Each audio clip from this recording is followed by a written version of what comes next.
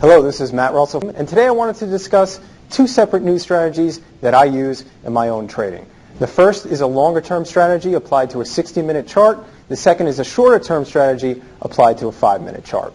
Now, in terms of the hourly chart, what I'm looking for is clear resistance or clear support levels. So in this example, we have 3 points of resistance forming a resistance level and 3 points of support forming the support level. And where I want to see prices just prior to the release is in the middle of the range. Now, in terms of the news release itself, I'm not overly concerned about what the news is or trying to make sense of the news. All I really want to see in terms of the news release is to make sure that it's not a surprise. And what I mean by that is if it's not a surprise, that means normal price behavior should follow. And if normal price behavior follows, that means prices should be contained within clear resistance and clear support lines. So what I'm looking for as the news is released is for prices to either move up to the resistance line. I would look to enter at resistance and place my stop 30 to 50 pips above resistance. Conversely, if prices move down to the downside, I would look to enter at the support line and place a stop 30 to 50 pips beneath the support line.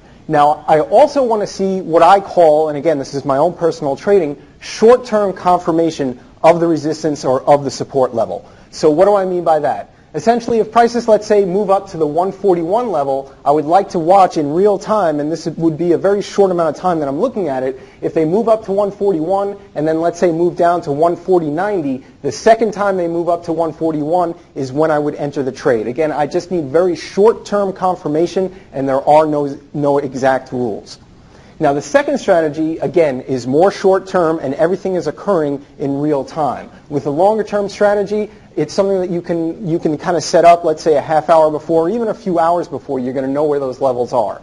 On the shorter-term strategy, it's just a 5-minute chart, and everything is happening in real time. Now, in terms of the shorter-term strategy, what I'm looking for, as a general rule, is for the market to leave behind a long wick.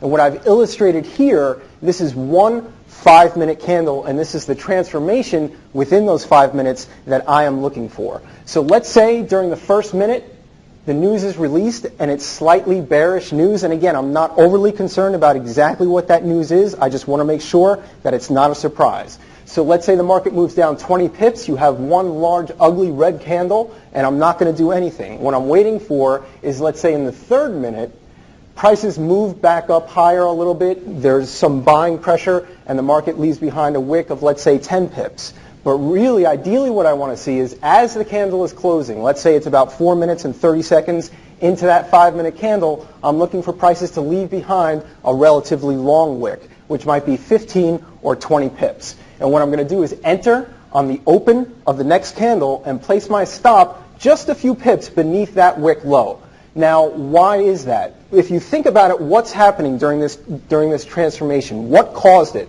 It's the buying pressure down here. Now, it could be a group of buyers who see the more attractive price and jump in, or it might just be one large order left by a corporation, let's say, a week ago, and the market's moving down. The point is, it's protected. I am protected. The market has given me a little piece of information, and I'm using that information to my advantage by decreasing my risk and placing a more protected stop. Again, my name is Matt Russell. Thank you for listening, and good luck with your trading.